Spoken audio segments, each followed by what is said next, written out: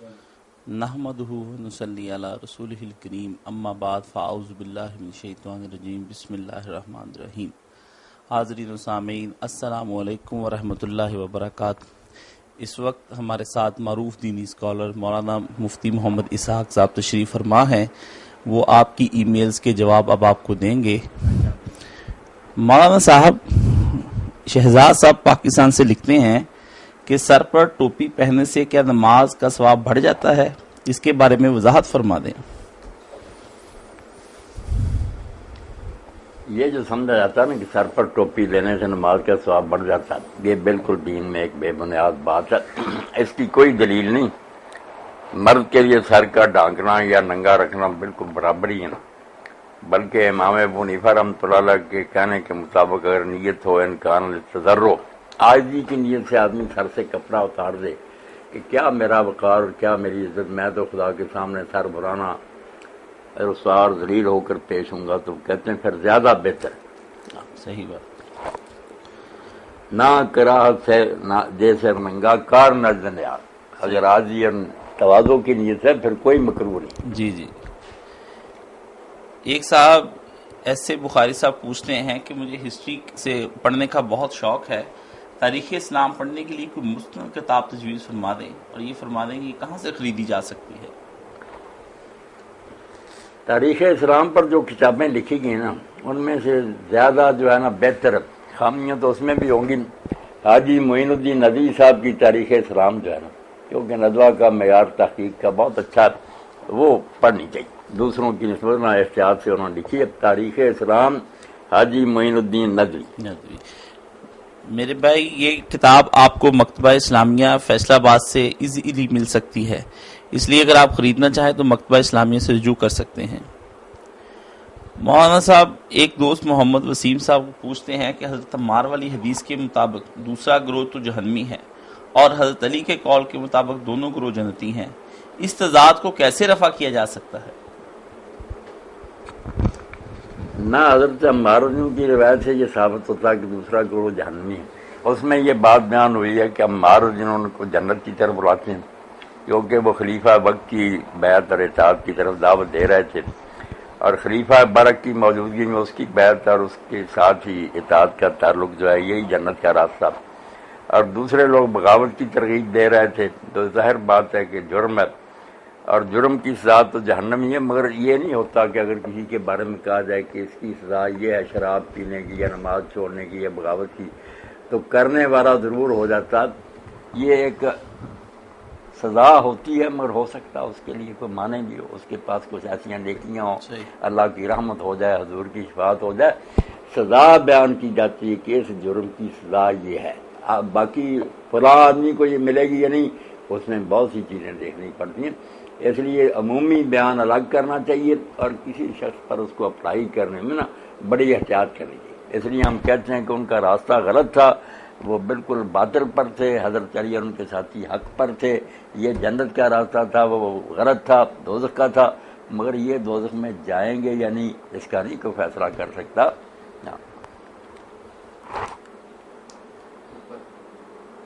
باقی حضرت علی کا جس قول کا حوالہ دیا، وہ کاشف صاحب میرے پاس بیٹھے، ایک مرتبہ ایک عالم دین سے بات ہوئی، انہوں نے کہا کہ اس میں مولانا آگے آتا ہے کہ جو لوگ میرے اور معاویہ کی طرف سے قتل ہوئے وہ تو بے گناہ، مگر معاملہ آ کر پھر اٹک جائے گا مجھ پر اور معاویہ پر، تو وہ پھر عالم دین چڑھ کر کہنے لگے کہ میں اب معاویہ کو دوزخ میں بھیجوں، تو ناراض ہو گیا۔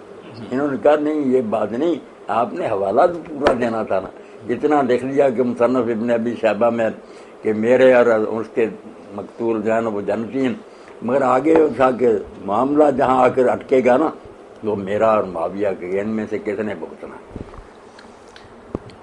ایک حدیث کے بارے میں ایک دوست پوچھتے ہیں، ان کا نام سلمان ہے، وہ پوچھتے ہیں کیا یہ حدیث صحیح ہے کہ خوش قسمت عورت وہ ہوتی ہے جس کے ہاں پہلا بچہ ہی لڑکی ہو، اور پیغمبر خدا نے بیٹی کو بیٹے پر کیوں ترجیح دی؟ وہ کہتے ہیں کیا یہ حدیث ہے؟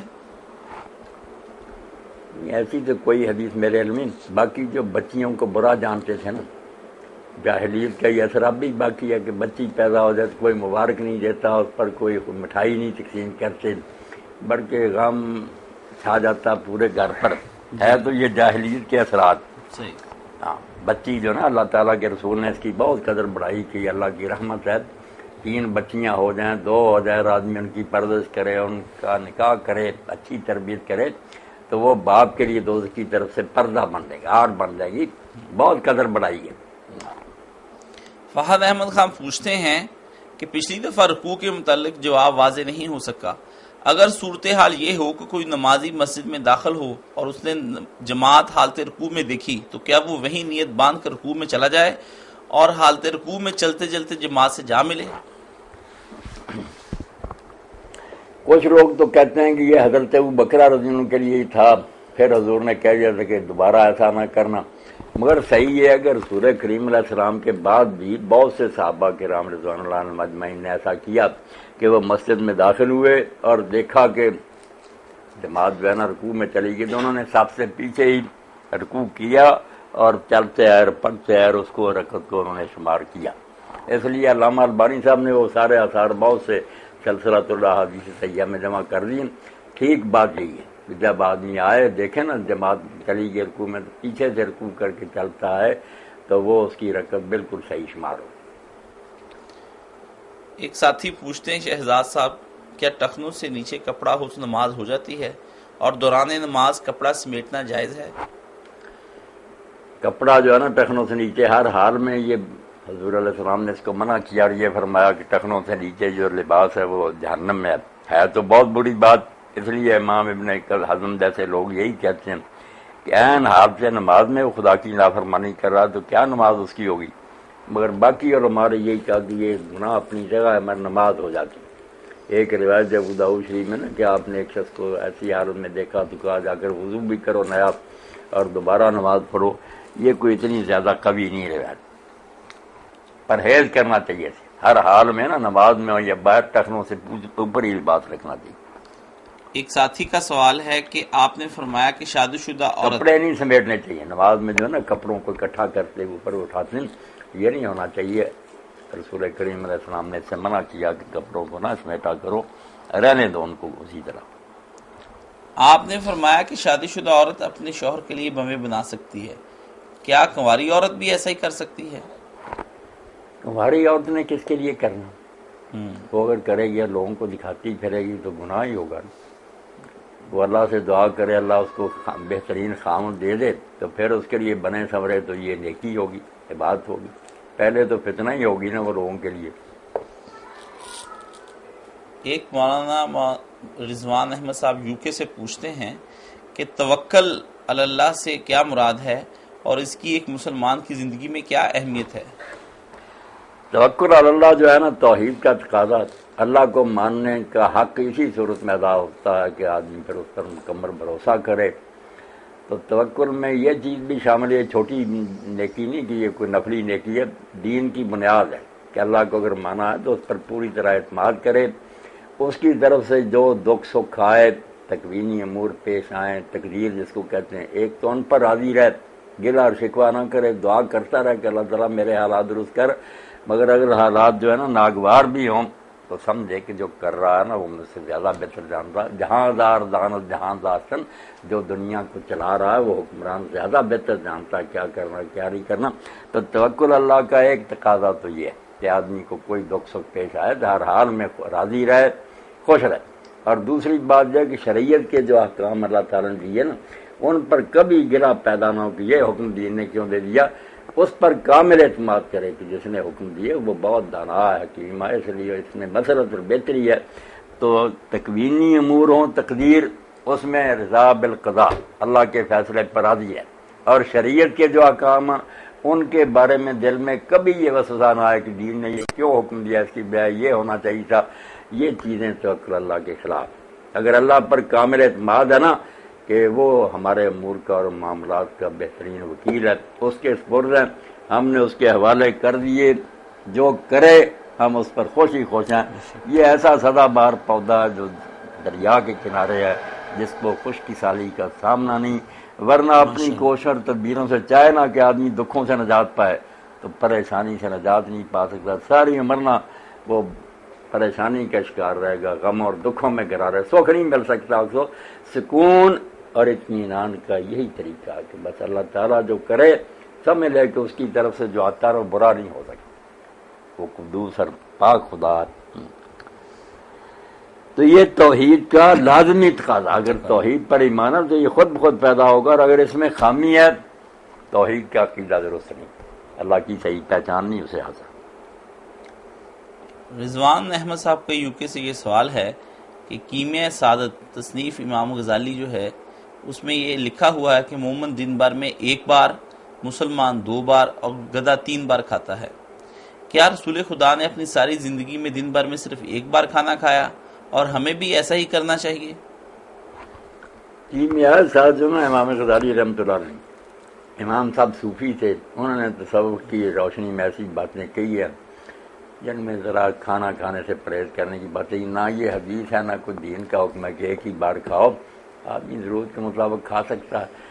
باقی یہ اگر وہ کھانے پینے کوئی شعار بنا رہے کہ بس اور دھندا ہی کوئی نہیں، کھاتے رہو پیتے رہو بچے جانتے رہو، تو یہ بہیمیت ہی ہے، جانوروں جیسی زندگی ہے، پھر انسانیت تو نہیں۔ انسان کو تو چاہیے کہ کھانا اتنا کھائے کہ اس کے جسم کو نہ وہ زندہ رکھے، باقی کھانے کو اپنا نہ شکر بنا لے کہ صرف کھانے پینے سے تروکار رہے، تھوڑا کھائے۔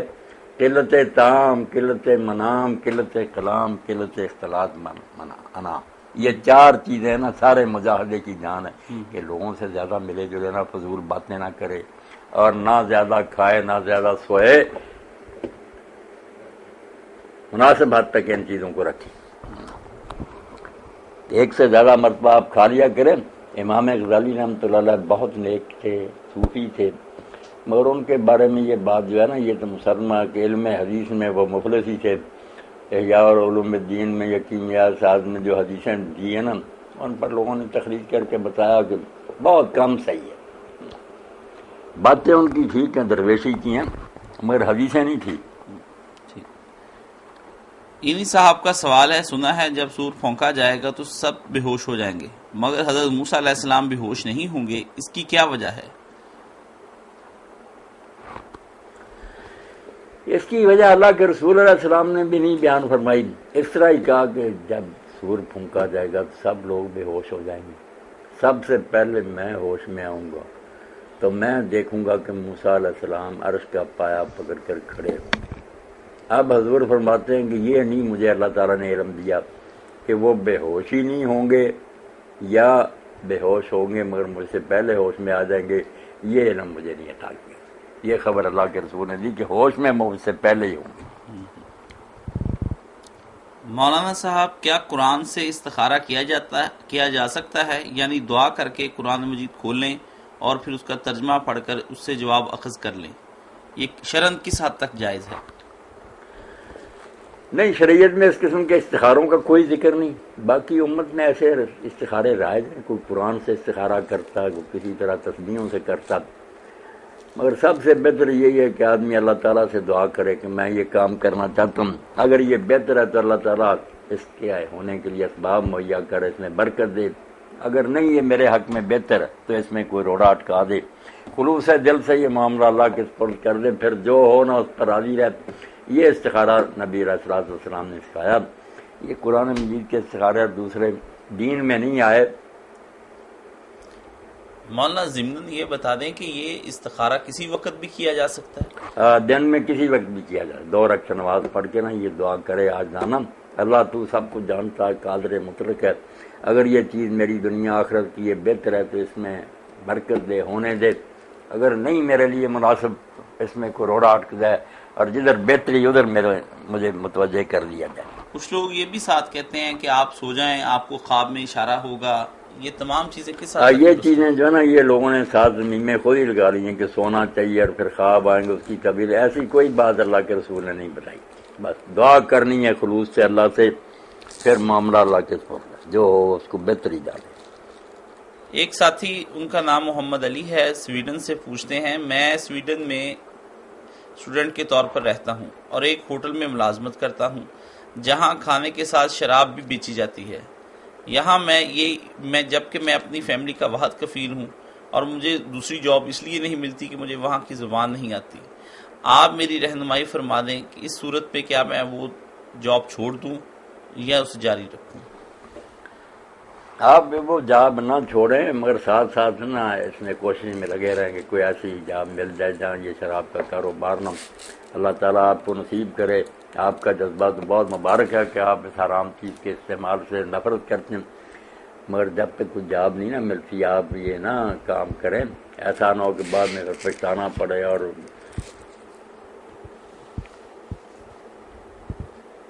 مولانا اللہ تعالیٰ آپ کے لیے حالات بہتر کرے۔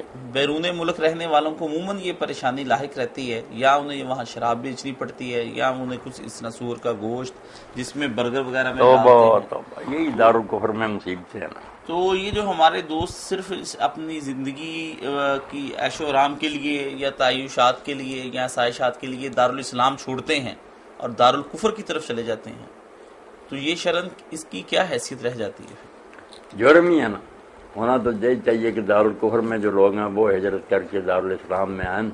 اسلام میں مالک گئے گزرے بھی ہوں گے تو بہرحال ان چیزوں سے تو پرہیز ہوگا کافی حد تک۔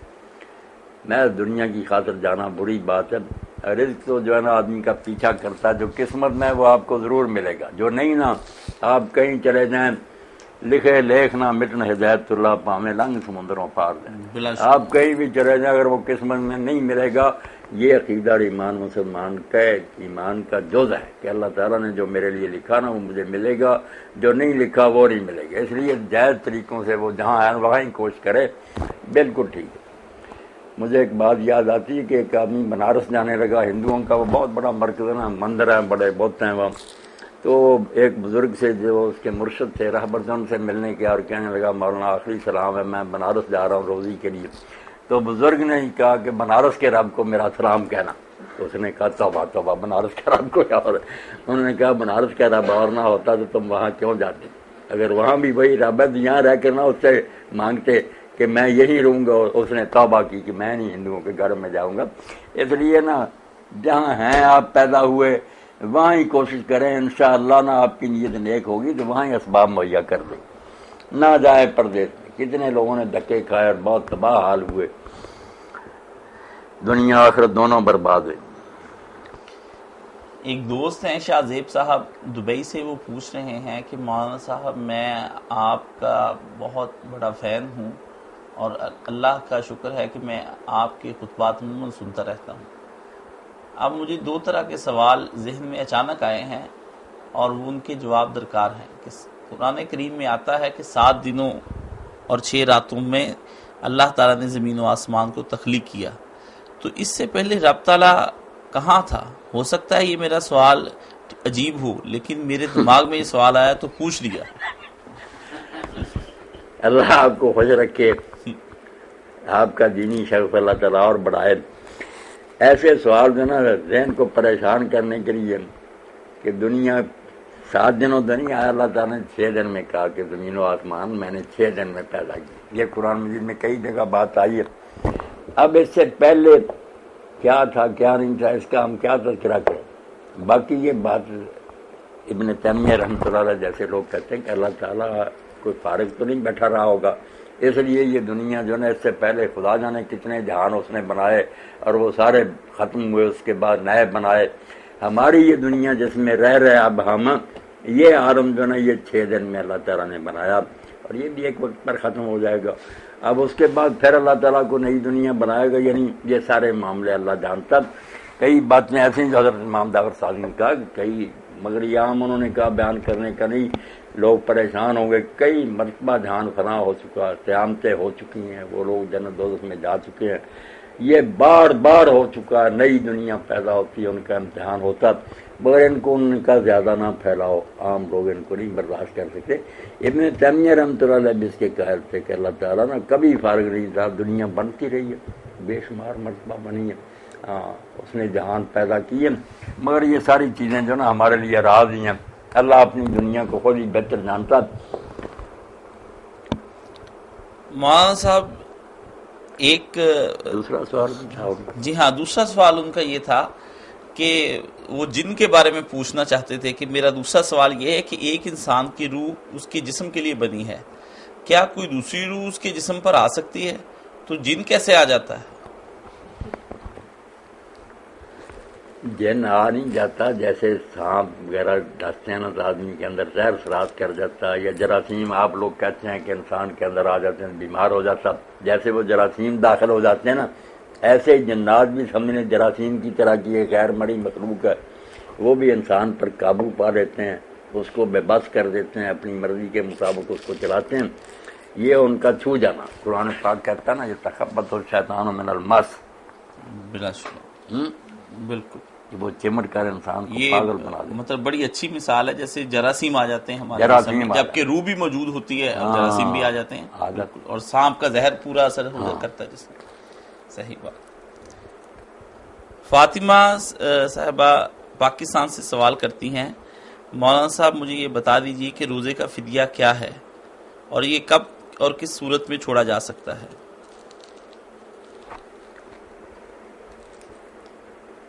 ایسا بیمار آدمی جس کے تندرست ہونے کی کوئی امید ہی نہیں کہ کسی وقت بھی وہ آگے جا کر تندرست ہوگا، اس کے لیے یہ ہے کہ وہ روزہ چھوڑ دے، فدیہ دے دے۔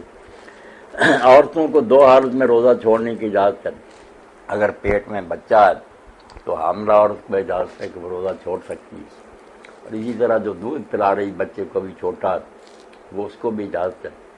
ان سب لوگوں کے لیے پھر فدیہ ہے۔ فدیہ وہی ہے جو آپ چھوٹی عید کے موقع پر صدقہ فطر دیتے ہیں ایک آدمی کی طرف سے 2.25 سر گندم، وہ ایک روزے کا فدیہ ہے۔ تو یہ دونوں آپشن موجود ہیں، اگر یہ بچیاں اور دوسرے لوگ جو ہے نا کسی زمانے میں چھوٹے دنوں میں جا کر رکھ سکتے ہیں تو روزے رکھ لیں، پھر فدیہ نہیں، اگر نہیں رکھ سکتے کسی وقت ہی فدیہ دے لیں۔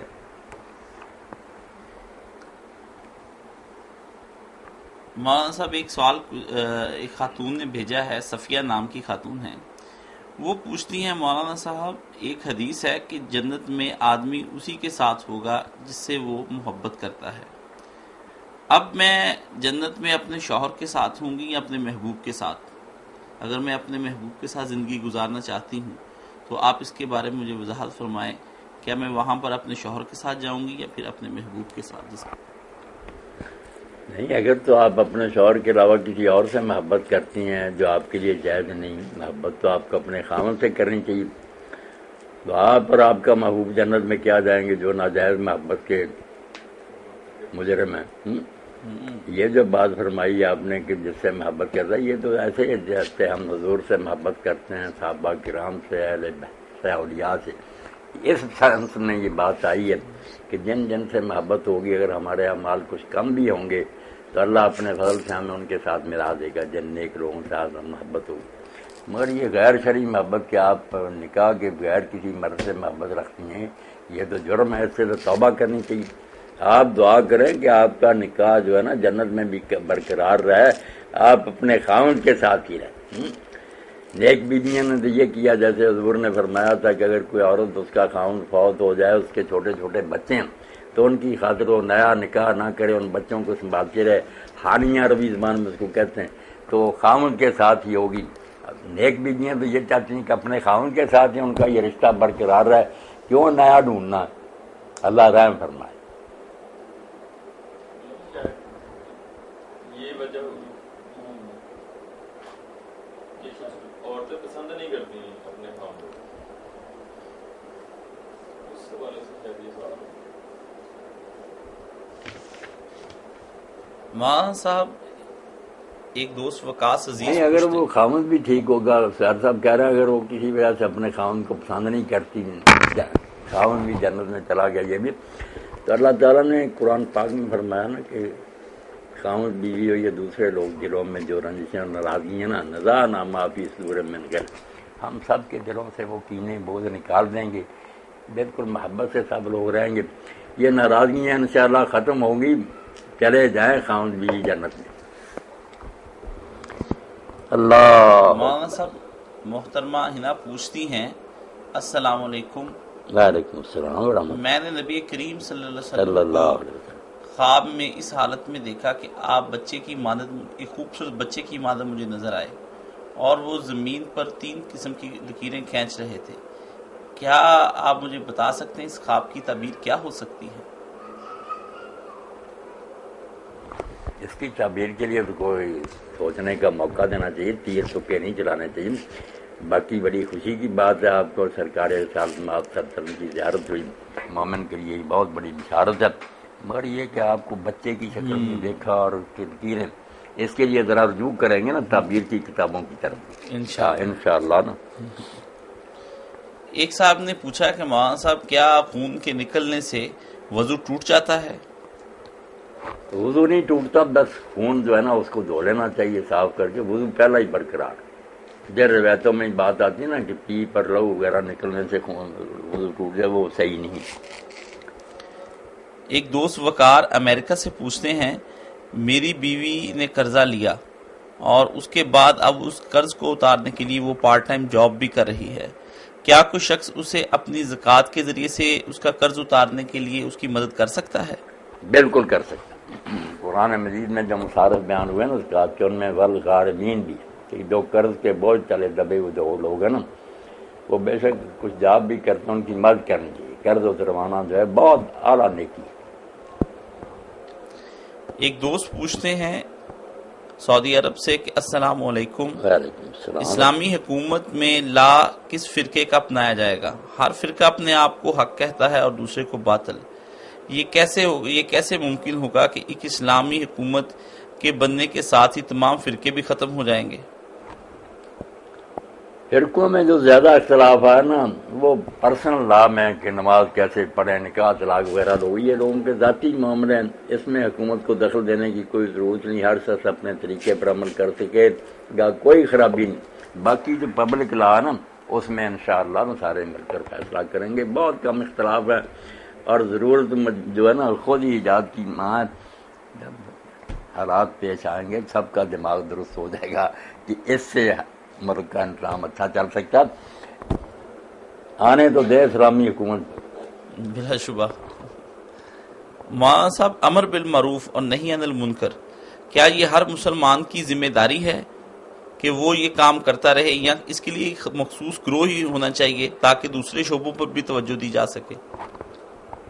نہیں، یہ ہر مسلمان کی ذمہ داری ہے، مگر اس کو صحیح طریقہ سے ادا کرنے کا طریقہ تو یہی ہے سب کی ذمہ داری، مگر جو عملی طریقہ نا وہ یہی ہے، ایک گروہ ہو جس کے پاس اقتدار ہو، صاحب حکومت ہو، مسلمان حکمران، وہ اس کا اہتمام کریں، اور اگر ایسی صورتحال نہ ہو تو ہر شخص اپنی استطاعت کی حد تک ذمہ دار ہے کہ جو اس کے بس میں ہے وہ برائی کے خلاف احتجاج کرے، ٹوکے، کوئی اثر قبول کرے یا نہ کرے، یہ بالکل فرض ہے ہر مسلمان کا۔ جزاکم اللہ حسن الجزا۔ مولانا صاحب بہت شکریہ، آپ نے ان سوالات کے جواب دیے۔ ہم اپنے ساتھیوں کے لیے سے یہ استدعا کرتے ہیں کہ وہ مزید سوال ہمیں بھیجتے رہیں، ہم انشاءاللہ العزیز مولانا صاحب سے اس کے بارے میں پوچھتے رہیں گے۔ اسی کے ساتھ ہم اپنے پروگرام کو ختم کرتے ہیں۔ السلام علیکم ورحمۃ اللہ وبرکاتہ۔ کیا بات ہے؟ چلو نحمدہ ونصلی علی رسولہ الکریم، اما بعد فاعوذ باللہ من الشیطان الرجیم، بسم اللہ الرحمن الرحیم۔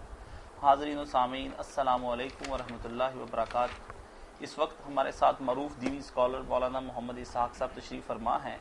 آج مولانا صاحب دراصل ان سوالات کے جواب دیں گے جن کے حوالے درکار ہیں۔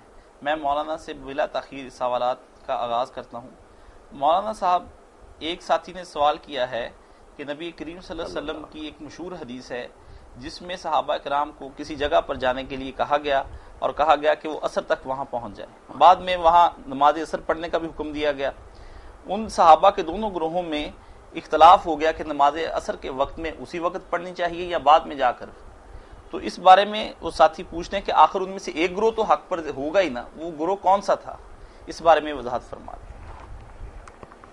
میں حدیث پاک کا متن پڑھ دیتا ہوں جو صحیح بخاری میں ہے، کتاب المغازی ہے، باب مرج النبی صلی اللہ علیہ وسلم من الاحزاب مخرج الی بنی قریظہ و محاصرۃ ایام، کہ رسول اللہ احزاب کی جنگ سے لوٹے تو پھر آپ نے بنو قریظہ کا محاصرہ کیا، کیونکہ انہوں نے بھی اس جنگ میں غداری کی اور کفار کے ساتھ مل گئے۔ تو اس کے بارے میں عبداللہ بن عمر کہتے ہیں قال النبی صلی اللہ علیہ وسلم یوم الاحزاب، کہ رسول کریم علیہ السلام نے احزاب کے دن فرمایا لا یصلی احد العصر الا فی بنی قریظہ، کہ کوئی آدمی عصر کی نماز بنی قریظہ کے علاوہ کسی جگہ نہ پڑھے، اور نکلو عصر وہاں پڑھیں گے۔ فادرک بعضهم العصر فی الطریق، بعض لوگوں کو راستے میں اثر کا وقت آ گیا، وقال عباس ملا نصلی حتی ناطق، تو کچھ نے کہا کہ ہم اثر نہیں پڑھیں گے جب تک وہاں نہیں جائیں گے، حضور نے کہا تھا اس کے علاوہ نہیں پڑھنا۔ وقال عباس بل نصلی لم یرد منا ذلک، بعض نے کہا یار حضور کا منشا تھا کہ جلدی کرنا، اگر جلدی کرنے کے باوجود وقت ہو گیا تو ہم نماز پڑھ لیں گے، حضور کا یہ منشا تھوڑا تھا کہ اگر وقت ہی ہو جائے تو نماز نہیں پڑھنی۔ فذکر ذلک للنبی صلی اللہ علیہ وسلم، تو یہ بات بعد میں نبی علیہ السلام کے سامنے بیان ہوئی کہ کچھ نے راستے میں نماز پڑھنی ہے، کچھ نے ابھی تک نہیں پڑھی۔ ولم یعنف واحد میں، نبی علیہ السلام نے ان میں سے کسی کو برا بڑا نہیں، دونوں کو ضرور سمجھا کہ انہوں نے بھی میرے حکم کی تعمیر کی، انہوں نے بھی بات کی روح کو سمجھا کہ وقت پر تو نماز پڑھنی چاہیے۔ یہ ہے حدیث بخاری شریف کی، باب جو ہے نا مغازی کا 30 نمبر ہے اور 4119 نمبر حدیث۔ آپ نے کسی کو نہیں کہا کہ یہ ٹھیک ہے یہ غلط، دونوں کو کہا کہ ان میں سے کسی نے برا نہیں کیا، انہوں نے لفظوں پر عمل کیا، انہوں نے معنی سوچا کہ مطلب تو جلدی تھا، اگر اس کے باوجود دیر ہوگی تو نماز کیوں لیٹ کرے۔ دونوں گروہ جو ہے نا سچے ہو، اس لیے اہل ظاہر ہو گئے کہ ہم تو وہاں ہوتے تو نماز جا کر بنو قریظہ میں پڑھتے، ہم نے نہیں راستے میں پڑھی تھی، وہ اہل ظاہر ہو گئے۔ جو اہل الفقہ وہ ہوگا کہ یار ہم بات کو سمجھتے تھے کہ جلدی کرنی ہے، مگر اگر وقت ہو گیا تو کیوں لیٹ کرے، وہ پھر اہل الفقہ ہو گئے، دوسرے اہل ظاہر۔ دونوں کو حضور نے کسی کو برا نہیں کہا، نہ فیصلہ سنایا کہ یہ سچا ہے جھوٹا، صاف لفظ ہے۔ فذکر ذلک للنبی صلی اللہ علیہ وسلم، حضور سے یہ بات بیان ہوئی، فلم یعنف واحد، کسی کو آپ نے نہ برا بلا کہا، دونوں کی نیت دیکھی، ایک نے لفظوں پر عمل کیا، ایک نے معنی جو تھا اس کی طرف توجہ کی۔ یہ بخاری شریف کتاب المغازی حدیث نمبر 4119۔ اس سے مولانا موجودہ دور کے فرقوں کے لیے بڑی روشنی ہے اس بڑی روشنی کہ دین پر عمل کرنے میں اگر نیت نیک ہے نا، اور وہ ان میں اختلاف بھی ہو جائے، کوئی سمجھے آیت اور حدیث کا یہ مطلب ہے، دوسرا سمجھے، کوئی بات نہیں۔ اللہ رسول جو ہے نا ان کے حوصلے بہت وسیع ہیں، سب کے لیے ان کے دروازے کھلے ہیں، رحمت ہے، سب ان کے دامن میں پناہ لیں گے، کسی کو برا بلا نہیں آپ نے کہا۔ قرۃ العین پاکستان سے یہ سوال پوچھتی ہیں، آپ نے ایک حدیث کے بارے میں فرمایا کہ یہ اس حدیث کا ایک راوی کمزور ہے، حدیث وہ یہ ہے کہ رسول خدا نے فرمایا ہے تم میں سے کوئی آدمی کھڑے ہو کر پانی نہ پیے، جو بھول کر پیے وہ کیا کرے۔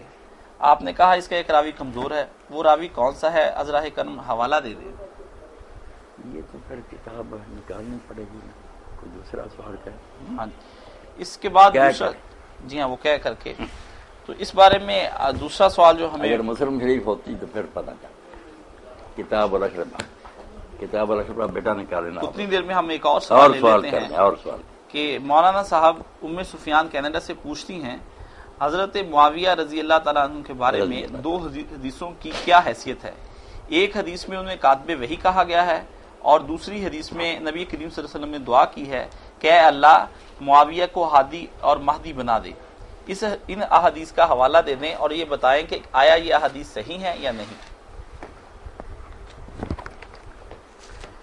ایک روایت جو ہے نا صحیح جامع ترمذی کی، اس میں یہ آتا ہے کہ حضرت معاویہ رضی اللہ تعالیٰ عنہ کے بارے میں حضور نے دعا کی اللہم اجعلہ ہادیا مہدیا واہدہ بہ، اور امام ترمذی اس کو کہتے ہیں کہ یہ حسن غریب حدیث ہے تو راوی ایک حدیث کا مگر حسن ہے۔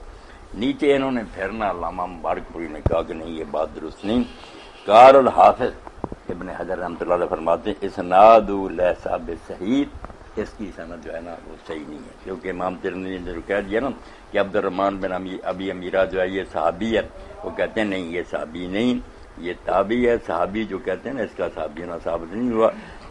قال الحافظ قال ابن عبد البر لا تصح صحبته ولا يصح اسناد حدیث، یہ میں 354 صفحہ اور یہ جو ہے نا صحیح ترمذی کی شرح اس میں سے پڑھ رہا ہوں، تحفۃ الراضی امام مبارک پوری کی، ابن عبد البر کہتے ہیں کہ نہ اس کا صحابی ہونا ثابت ہے، نہ اس کی حدیث کی سند صحیح، یہ 354 صفحہ سے پڑھا۔ جی یہ آپ کے لیے انہوں نے صحیح مسلم دیکھ لیجیے۔ کون سی چیز پانی کھڑے ہو کر پینے؟ جی ہاں، اور جو پانی اگر بھول بھی جائے کھڑے ہو کر تو وہ کہہ کر دے، کیا کر اس میں اللہ کے رسول علیہ السلام کے ذمہ یہ حدیث بیان کی گئی کہ آپ نے فرمایا، ابو ہریرہ کہتے ہیں کہ لا یشربن احد منکم قائما، تم میں سے کوئی کھڑا ہو کر نہ پیے، فمن نسیہ فلیشرب، جو بھول کر پی لینا وہ کیا کرے۔ اس میں جو راوی نا عمر بن حمزہ، یہ بال اتفاق صحیح، یہ نہیں صحیح۔ باقی امام مسلم کا یہ طریقہ کہ وہ پہلے جو حدیثیں لاتے ہیں نا باب میں، وہ صحیح راوی ہوتے ہیں، بعد میں ان کی تائید کے لیے ضعیف اور کمزور راوی بیان کر رہے ہیں۔ یہ بالکل بال اتفاق نا عمر بن حمزہ جو ہے نا ضعیف ہے۔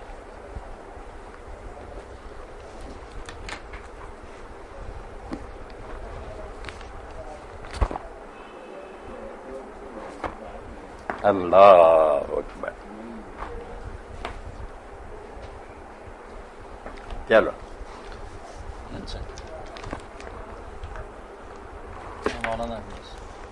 جی، مولانا صاحب محمد علی سویڈن سے پوچھتے ہیں، میں سویڈن میں رہتا ہوں، یہاں مغرب 10:11 پر ہوتی ہے اور عشاء کا وقت 12:43 پر ہوتا ہے، کیا میں دونوں نمازیں جمع کر سکتا ہوں؟ نمازیں جمع کرنے کی اجازت ہے، مگر اس کو عادت بنا لینا بھی غلط ہے نا۔ پھر 5 نمازوں کے وقت ہی نہیں رہ جاتے، 3 ہی وقت ہو جاتے ہیں، یہ بھی غلط بات ہے۔ کبھی کبھی اگر ضرورت محسوس کرے آدمی تو چھوڑنے کی بجائے دونوں نمازیں اکٹھی ایک وقت میں کر لے، اجازت ہے، مگر اس کو عادت نہیں بننا چاہیے، بالکل غلط بات ہے۔ اگر اس کو عادت ہی بنا لے اور اسی طرح کرتا رہے پھر تو 5 وقت ہی نہ رہ گئے۔ اسد بخاری صاحب پاکستان سے سوال کرتے ہیں، مولانا صاحب آپ نے بتایا تھا کہ ایک کاتب وہی مرتد بھی ہو گئے تھے، مرتد ہو، ان کا نام بتا دیں اور یہ بھی فرما دیں کہ جب وہ مرتد تھا اسے قتل کیوں نہیں کیا گیا اور اسے بار بار مسلمانوں کے قبرستان میں کیوں دفن کیا جاتا رہا؟ کیا کسی مرتد کو نبی علیہ الصلوۃ والسلام کے دور یا صحابہ کی زندگی میں قتل کیا گیا؟ بالکل قتل کیا۔ حضور کی زندگی میں نا حضرت معاذ بن جبل جب یمن گئے گورنر بن کر تو انہوں نے ایک شخص کو دیکھا کہ وہ جکڑا ہوا تھا، وہ موسیٰ شریعت میں حاکم تھے، وہاں ان کے پاس پوچھا کیا معاملہ، کیا ہے؟ مسلمان ہوا پھر مرتد ہو گیا، تو آپ نے کہا میں سواری سے نہیں اتروں گا جب تک شریعت کا حکم جاری نہ کروں، تو اس کو قتل کروایا اور بعد سواری سے اترے، اور یہی فرمایا کہ اللہ کے رسول نے فرمایا کہ جو اپنا من بدلا دین ہو فقتلہ، جو دین بدلے اس کو قتل کر۔ کاتب کا جو مسئلہ نا یہ صحیح بخاری ہے، 3617 نمبر ہے اس کا۔ حضرت انس فرماتے ہیں کان رجل نصرانی، ایک آدمی عیسائی تھا، فاسلم اسلام لیا، وقال البقرہ وآل عمران، اس نے یہ دونوں بڑی صورتیں بھی پڑھ لی، یاد کر لی، عالم بن گیا۔ فکان یکتب للنبی صلی اللہ علیہ وسلم، اور وہ حضور کے لیے لکھا کرتا، کاتب بن گیا۔ فہذا نصرانی، پھر عیسائی ہو گیا۔ فکان یقول ما یدری محمد الا ما کتبت له، اور یہ بکواس کرنے لگا کہ حضور کو کیا علم ہے، میں جو لکھ دیتا تھا اس کو ہی کہہ دیتے ہیں یہ وہی ہے۔ فاماتہ اللہ، اس کو پھر ان لوگوں نے اللہ نے مار دیا، فدفنوه، لوگوں نے دفن کیا۔ وقد لفظته الارض، صبح زمین نے اس کو باہر پھینک دیا، لے اپنے پیٹ میں قبول کیا، لاش باہر تھی۔ فقالوا هذا فعل محمد واصحابہ، لوگوں نے کہا کہ یہ رسول اللہ اور آپ کے ساتھیوں کا کام ہے کہ انہوں نے اس کی لاش باہر پھینکی ہے۔ لما حرام منهم نبش عن صاحبنا فالقوه، تو جب ان سے بھاگ گیا تو انہوں نے ہمارے آدمی کی قبر نہ کھود کر اس کو باہر پھینک دیا۔ القب فحفروا له فآمكوا، پھر دوبارہ قبر کھودی، گہری کھودی، پاس بہا وقت اللہ، صبح پھر دیکھا کہ زمین نے اس کو باہر پھینک دیا۔ فقالوا هذا فعل محمد واصحابہ، پھر کہنے لگے یہ حضور اور آپ کے ساتھیوں کا کام ہے۔ نبشوان صاحبنا لما حرب منہم، جب ان کے حد سے ہمارا ساتھی بھاگ گیا تو انہوں نے قبر کھودی، فالقوا خارج القبر، باہر پھینکا، فحفروا له وامكنوا في الارض ما استطاعوا، پھر انہوں نے قبر کھودی، بہت گہری کھودی جہاں تک بس میں تھا۔ فاصبح قد لفظت الارض، صبح دیکھا تو پھر زمین نے اس کو باہر پھینکا ہوا، قبول ہی نہیں کیا۔ ففعلم ان ليس من، لوگوں کو پھر پتہ چل گیا کہ یہ انسانوں کا کام نہیں، اللہ کی طرف سے پر مار پڑی، فالقوا، پھر انہوں نے پھینک دیا۔ یہ ہے جو کاتب وحی مرتد ہو گیا، عیسائی ہو گیا۔ اب اس میں بعض لوگ سوال کرتے ہیں اس کا لکھا لمحہ کے فرض میں یہ نہیں پتا چلا کہ اس کا نام کیا تھا، مگر کہتے ہیں مسلم کی روایت میں یہ ابن حجر رحمۃ اللہ فتح الباری میں کان من رجل من بنی نجار، کہ جو مدینہ کا قبیلہ بنو نجار تھا نا اس میں تھا وہ۔ فن ترک، یہ جو ہے کہ اس کو قتل نہیں کیا حضور نے، یہ بھی سوال میں نے پڑھا تھا نا کسی نے کیا کہ کیوں نہیں قتل کیا کئی مرتد جو ہے، تو جب ایک شخص بھاگ ہی گیا اسلامی حکومت سے اور کسی دوسرے علاقے میں چلا گیا تو پھر تو ہماری ذمہ داری نہیں کہ وہاں سے اس کو ڈھونڈتے ہم تعالیٰ کا ہارے من بھاگ گیا حتی لحق بہل کتاب، یہودیوں کے ساتھ عیسائیوں کے مل گیا، ورا وہ انہوں نے اس کو بہت اچھالا کہ دیکھو حضور کا کاتب تھا یار، یہ بتا رہا کوئی وہی نہیں جو ہم کہتے تھے. اس میں میرا خیال ہے فترہ کو منبوذا، بعد میں روایت میں آتا کہ لوگوں نے پھر ویسے ہی اس کو پڑا ہوا چھوڑ دیا، دفن نہیں کیا، چونکہ نے قبول ہی نہیں. اس روایت میں چونکہ آتا ہے کہ اسے کیوں مسلمانوں کے قبرستان میں دفنایا جاتا رہا، دفنانے سے لوگوں نے سمجھا شاید وہ مسلمانوں کے ساتھ تھا، حالانکہ دفنانے کا طریقہ یہودیوں اور نہیں، عیسائیوں میں بھی مسلمانوں کے قبرستان میں نہیں، جہاں وہ دفع ہو گیا تھا نا وہ عیسائی اپنے قبرستانوں میں دفن کرتے ہیں. صحیح مسلمانوں نے آدھا نسلان عیسائی ہو گیا حتی لحق بہل کتاب، ان کے ساتھ جا کر شامل ہو گئے.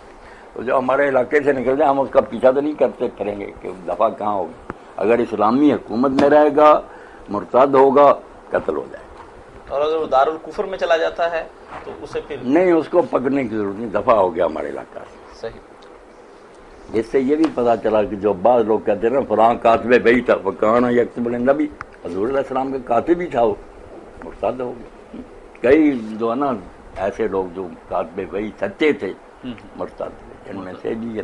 اور ایک عبداللہ بن سعد بن نبی سرا جو حضرت عثمان رضی کا ماں شریک بھائی تھا، بعد میں ان کے زمانے میں گورنر بھی مصر کا بنا، وہ بھی اسلام لایا، کاتب بھائی بنا، مگر پھر مرتد ہو. اس کو پھر حضور نے فرمایا کہ جہاں پاؤ قتل کرو، مگر حضرت عثمان رضی نے پناہ دے دی اس کو، سادہ آدمی سے ان کے پاس چھپ گیا، انہوں نے پناہ دے دی، کئی دن مسلمان ڈھونڈتے رہے، پھر حضور کے پاس لے آیا کہ یا رسول اللہ اس کی توبہ قبول کرے. تو آپ نے فرمایا اچھا بھائی یہ مسلمان ہو گیا، مگر بعد میں بھی حضرت عثمان رضی کے زمانہ میں جب اس کو گورنر بنا دیا، اس نے ایسے کام کیے کہ حضرت عثمان رضی کے خلاف دنیا ہوگی اس کی شرارتوں کی وجہ سے. یہ عبداللہ بن سعد بن نبی سرانم اس کی یہ حرکت، یہ بھی کاتب بھائی مرتد ہو گیا. مولانا صاحب ایک سوال ہمارے ایک دوست نے بھجوایا ہے، وہ پوچھتے ہیں کیا قادیانیوں کا ذبیحہ حرام ہے؟ ایک کیا قادیانی اہل کتاب ہیں، اور کیا قادیانیوں کے گھر کا پکا ہوا کھانا یعنی گوشت وغیرہ جائز ہے یا نہیں؟ قادیانی اہل کتاب نہیں، مرتد ہیں. اہل کتاب صرف یہود اور نصارہ ہیں، باقی امتیں جو نا ان کے پاس کوئی ثبوت نہیں کہ وہ آسمانی کتاب میں. ہمارا خیال یہ کہ ان کے پاس ہی کتابیں آئی ہوں گی، مگر جن کتابوں کو اللہ نے اپنی کتاب مانانا صرف یہود نصارہ کی تورات دی ہے، یہ اہل کتاب قادیانی مرتد. باقی ذبیحہ جو ہے نا اس کے بارے میں سمجھتا ہوں کہ ذبیحہ ہر ایک کا حلال ہی ہے، اگر اللہ کا نام لے کر دعا کرے. اس کے لیے جو شرط ہے نا کہ مسلم ہی کرے یا فلاں، یہ کوئی ایسی کوئی وزنی بات نظر نہیں آتی. جیسے مولانا وحید عثمان یہ کئی نیک لوگوں نے کہا نا کہ ذبیحہ کوئی بھی کرے ایک طرح رگیں کاٹے اور بسم اللہ کہے، اللہ کا نام لے، وہ حلال ہی حلال ہے. یہ بات درست ہی معلوم ہو، درست ہیں کافر بے دین مرتد. کیا نابالغ لڑکے کی امامت جائز ہے؟ کچھ مساجد میں ایسا ہو رہا ہے کہ نابالغ لڑکے کو آگے کھڑا کر کے اس کے پیچھے بالغ مرد اپنی نماز ادا کرتے ہیں، یہ کس حد تک صحیح ہے؟ اچھا، نابالغ لڑکے کی ہم جو ہے نا صرف ایک ہی مثال ملتی ہے کہ ایک قبیلے کے لوگ جو تھے نا ان میں ایک بچہ تھا جو مسافر آتے حضور کے پاس سے، وہ ایسے سناتے تو وہ یاد کرتا رہا. جب وہ قبیلہ مسلمان ہوا تو انہوں نے کہا یار امامت سے پھر وہی کرائے گا جس کو شاید تو بچہ ہی 6-7 سال کر رہا، وہی ان کی امامت کراتا رہا. مگر اس میں یہ نہیں آتا کہ حضور کو انہوں نے اطلاع دی یا پوچھا. اس لیے امام ابن اعظم اور حنفی جو کہتے ہیں نا کہ امامت بالغ کو کرانی چاہیے، چھوٹے بچوں کو نہیں کرانی. جب چھوٹے بچوں کو جماعت میں بھی حکم ہے کہ پچھلی صفوں میں کھڑے ہو، مردوں کے ساتھ کھڑے نہ ہو، تو صحیح بات یہی معلوم ہوتی ہے وہ ضرورت کے مطابق اگر ہوتا رہا نا، اس کو قانون نہیں بنانا. منصور صاحب UAE سے پوچھتے ہیں کہ میں نے اذان مغرب سنی اور جلدی سے مسجد کی طرف چل پڑا، وہاں پہنچا تو نماز مغرب ہو رہی تھی، میں جا کر نماز میں شامل ہو گیا. دوسری رکعت میں یاد آیا کہ میرا وضو نہیں ہے، میں نے شرم کے مارے نماز نہ توڑی اور نماز پوری پڑھ لی. بعد میں نے وضو کیا اور نماز دہرائی، لیکن دل میں کھٹکا ہے کہ آخر میں نے گناہ کیا، اس کا کفارہ کیا ہے؟ کفارہ تو کیا ہونا، مگر آپ نے بہت برا کیا. جب آپ کو پتہ چل گیا کہ میں باوضو نہیں ہوں تو آپ اسی طرح نماز پڑھتے رہے تو بہت بڑے گناہ کی بات. نماز تو باوضو ہونی چاہیے. اللہ تعالیٰ آپ کو معاف کرے، آئندہ ایسی حرکت سے باز رہیں. باقی کفارہ کوئی نہیں، اللہ سے معافی مانگے. معافی سے اور آخری سوال ہمارا یہ ہے، حسن محفوظ سعودی عرب سے لکھتے ہیں کہ مولانا صاحب قادیانیوں سے میری بات ہوئی تو وہ مجھے کہتے ہیں نبوت اور رسالت میں فرق ہے اور مرزا صاحب نبی تھے، رسول نہیں۔ میں نے بہت سے علماء سے یہ سوال پوچھا لیکن وہ مجھے مطمئن نہیں کر سکے، از راہ کرم مجھے اس کا حل بتا دیں۔ کیا کہتے ہیں قادیانی؟ مرزا صاحب کیا تھے؟ وہ نبی تھے، رسول نہیں، اور نبوت اور رسالت میں فرق ہوتا ہے۔ نبوت اور رسالت میں لوگ فرق کرتے ہیں۔ علماء نے سمجھا کہ حضور نے ایک حدیث میں نا رسول تھوڑے بتائے، نبی زیادہ تعالیٰ نے بتائے، تو یہ کہتے ہیں رسول اور نبی میں فرق ہے۔ اور اللہ تعالیٰ بھی جو کہتا ہے قرآن میں کہ میں رسول ہیں ولا نبی، نہ ہم نے کوئی رسول بھیجا اور نہ کوئی نبی، دو لفظ فرمائے نا، پتہ چلا کہ واقعی دو الگ الگ عہدے ہیں، رسالت الگ ہے، نبی الگ ہے۔ مگر وہ فرق یہ نہیں جو انہوں نے بنا لیا، وہ فرق یہ ہے کہ رسول جو ہوتا نا اس کی ذمہ داری بہت نازک ہوتی ہے، وہ اس وقت بھیجا جاتا ہے جب اس قوم پر حجت تمام ہو جاتی، آخری چانس ہوتا، اس کے بعد یا وہ ایمان لائیں یا پھر وہ اگر مسلمانوں کی تعداد زیادہ تو مسلمانوں مجاہدوں کی تلوار سے قتل ہوں گے، ورنہ اللہ تعالیٰ عذاب نازل کے وہ قوم بچ نہیں سکتی جس میں رسول کی بعثت ہو جائے۔ نبی جب آتے رہتے ہیں، نبی قتل بھی ہو جاتے ہیں، ان کے بعد بھی سلسلہ چلتا رہتا، ایسا نہیں ہوتا کہ آخری موقع دیا جائے اس قوم کو، رسول بالکل آخری بات ہوتی ہے۔ باقی یہ نہیں فرق کہ رسول جو ہے نا ہر کوئی بن جائے یا نبی بن جائے، وہ عہدے دونوں ہی ختم۔ جب نبی ختم ہو گیا خاتم النبیین تو رسول تو اپنے آپ ہی ختم ہے۔ رسول تو اس سے بھی خاص تھے نا، نبی ہوتے تھے، ایک ٹائٹل اور ہوتا تھا کہ نبی ہیں اور آگے رسالت بھی ہے کہ آخری موقع اللہ دے رہا، اس لیے یہ نہیں کہ ہم نبی ہیں رسول نہیں، رسول نبی تو ہوتا ہی ہوتا ہے، ایک تمغہ اور اس کے ساتھ ہوتا ہے کہ نبی ہے اور ساتھ رسول بھی ہے، آخری موقع ہے، سمجھنا تو سمجھ۔ اس لیے یہ جو کہتے ہیں نا کہ مرزا صاحب یہ نہیں فلانی، بالکل بکواس کرتے ہیں، اور اللہ پناہ دے ان قادیانیوں کو، اللہ ہدایت دے۔ مرزا صاحب تو اس قابل ہی نہیں تھے کہ انہیں کوئی اچھا عالم بھی سمجھا جائے، نہ کوئی ان کے پلے علم تھا، جہالت کی باتیں ان کی ایسی کھلی انجن سے نہ ہر شخص واقف، اور ان کی سادگی ہے بیچاروں کی کہ جس کو جب پیروں کو لوگوں نے خدا بنا لیا، مرزا صاحب تو مناظر چلاک آدمی تھا، ان کو اگر نبی بنا بیٹھے سادہ لوگ کیا گلا کریں، یہاں خدا ماننے والے ہیں کہ یہ بندے کی شکل میں پیر خدا ہے، اس امت کا کیا کریں۔ یہاں ایک بات جو درمیان میں آئی نا، یہ حوالہ دینا ضروری، کہ لوگ جو پڑھ لیتے ہیں نا، یہ حضرت معاویہ رضی کے بارے میں جو روایت تھی نا، اس میں انہوں نے صاحب تحفۃ الراوی، ایک تو سعید بن عبدالعزیز راوی احادی مہدی والی، جس کو کہا کہ یہ آدمی اچھے تھے مگر اختلاط آخر عمر میں جا کر نا ان کا حافظہ نہیں ٹھیک رہا تھا، مختلف تھا، گڑبڑ۔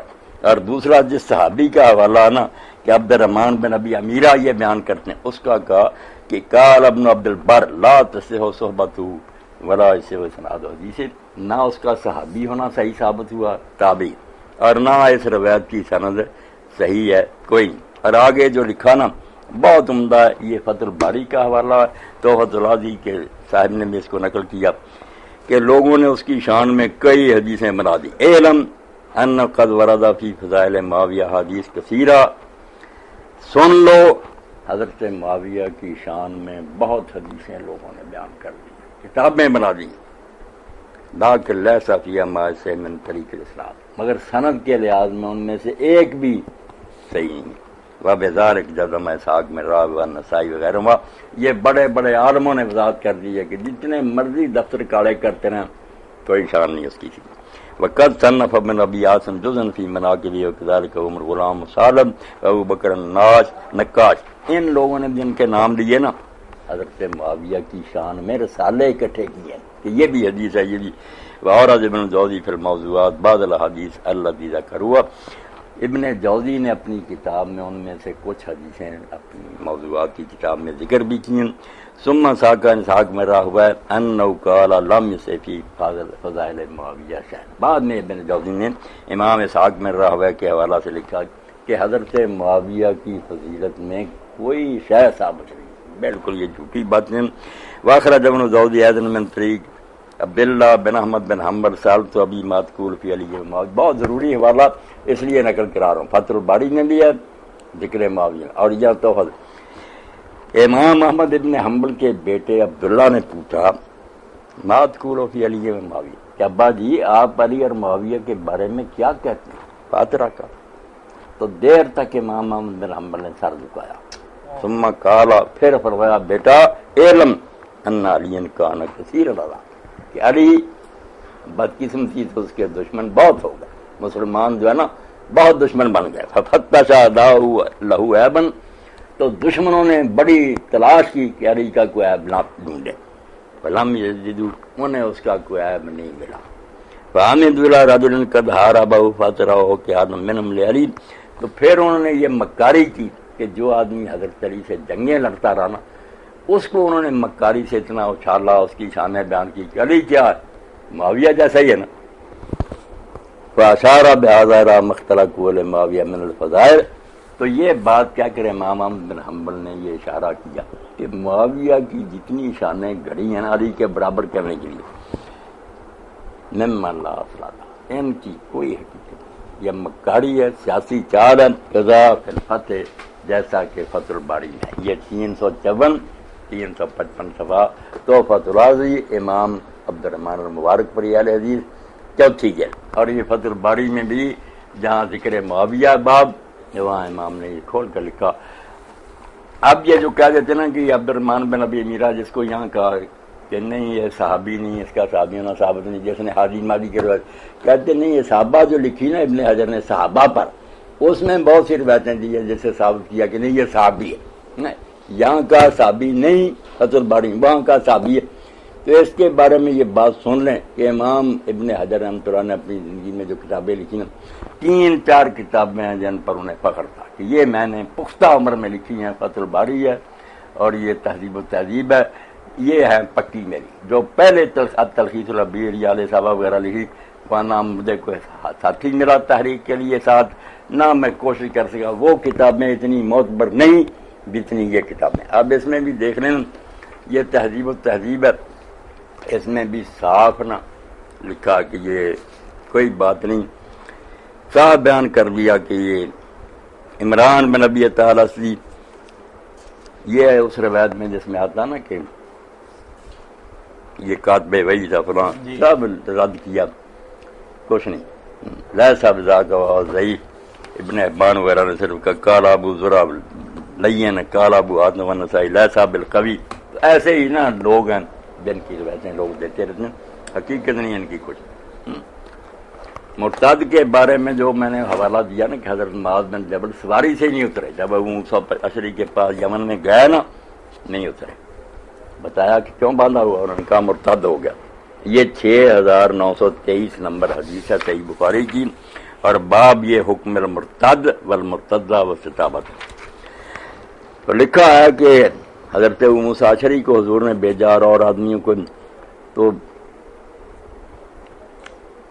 اچھا ثم اتبع معاذ بن جبل، بعد میں حضور نے پھر ابو موسیٰ کے بعد معاذ بن جبل کو وہاں بھیجا. فلما قادم علیہ، جب حضرت معاذ وہاں پہنچے، القالو بسادہ، تو حضرت ابو موسیٰ اشعری نے ایک نا سرانہ رکھا، قال انزل کا اترو فاذا رجل عند موسیٰ. تو حضرت معاذ نے دیکھا کہ اس کے پاس ایک آدمی باندھا ہوا تھا.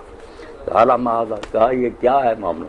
قال کانا یہودین ثم اسلم ثم تاب، یہ یہودی تھا پھر اسلام لایا پھر یہودی ہو گیا. قال اجلس، تو بعد میں حضرت موسیٰ نے کہا کہ تشریف لائیں بیٹھیں. قال لا اجلس حتی یقتل، حضرت معاذ نے کہا میں نہیں بیٹھوں گا جب تک یہ قتل نہ کر لیا جائے. قضاء اللہ و رسول 3 مرات، اور 3 بار یہ فرمایا کہ یہی اللہ رسول کا فیصلہ. فامر بہ قتل، تو حکم دیا اور وہ قتل کیا. یہ حضور کی زندگی میں جب گورنر ہو کر گئے جی، اور حضرت علی رضی اللہ عنہ کے زمانے میں جو لوگ بے ایمان ہو گئے، کہنے لگے آپ ہی خدا ہیں، ہوتے علی رضی اللہ عنہ بے زناد کا پہاڑا کا زندگی لائے گئے بے دین، تو آپ نے جلا ہی دیا ان کو.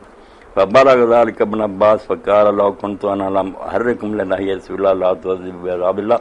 جب حضرت ابن عباس کو یہ خبر ملی کہ حضرت علی نے جلا دیا، تو انہوں نے کہا میں اگر ہوتا نا جلاتا نہ، کیونکہ حضور نے کہا کہ اللہ والا عذاب بندوں کو نہ دو، آگ والا. فلا قتل تم نے قول رسول اللہ صلی اللہ علیہ وسلم، آگ کی بجائے میں انہیں تلوار سے قتل کرتا، کیونکہ رسول اللہ نے فرمایا من بدل دینہ فقتلوہ، جو دین بدلے اس کو قتل کر. اس مسئلے میں ابن عباس رضی اللہ تعالیٰ عنہ کی یہ جو رائے ہے کہ خلیفہ راشد نے ایک اسلامی قانون کے مطابق جو فیصلہ کیا ہے، کیا وہ رائے اور فیصلہ آپس میں ٹکراتے نہیں؟ جب پڑھتے ہیں نا سارے معاملات تو اس طرح نہیں انہیں آگ میں جلایا کہ آگ جل رہی تو اس میں پھینک دیا.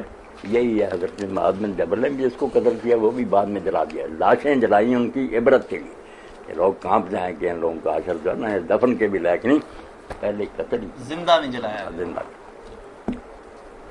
اللہ اکبر.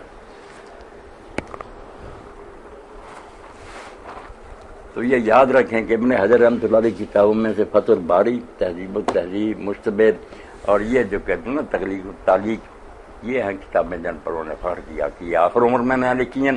ان پر مجھے اعتماد ہے. جو باقی لکھی نا حسابہ اور یہ ابتر اس وقت مجھے نہ کوئی معاون ملا نہ میں ہی خود زیادہ چھان بین کر سکا. بڑی پتے کی بات ہے. اسی کے ساتھ مولانا میں آپ سے ایک چھوٹی سی گزارش یہ کروں گا کہ ہر سوال کے شروع میں آپ کے لیے سلام بھی آتا ہے اور تحسینی کلمات. وعلیکم السلام ورحمۃ اللہ. میری طرف سے ہم سب بھائیوں کو نام بنا سلام احسان گلے تنا سلام ہزار.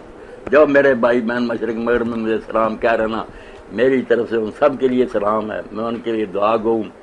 وعلیکم السلام ورحمۃ اللہ وبرکاتہ. اللہ انہیں خیر سے رکھے، میرا اور ان کا انجام بخیر کرے.